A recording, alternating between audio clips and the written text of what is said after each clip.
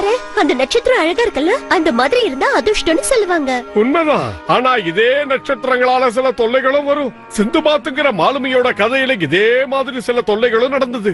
சிந்துபாத்துடைய தோழி சுராயா ஒரு ஜோசியக்காரிய சந்திச்சா பிரச்சனை ஆரம்பிச்சது. இந்த ஊர்லயே பிரபலமான ஜோசியக்காரி நான் தான் உனக்கே தெரியும். என்னோட கிறிஸ்டல் பால் பொய் சொன்னதே இல்ல. இதுவும் எதிர்காலத்தை சொல்ல போகுது.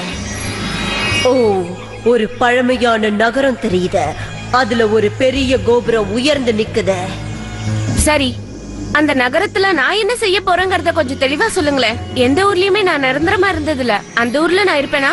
இருப்பேன், ஆனா ரொம்ப நாள் இருக்க மாட்டேன். விண்வெளியில இருந்து ஒரு பெரிய மலை உங்க நகரத்தை நோக்கி வருது. அது பேரழிவை ஏற்படுத்த போகுது.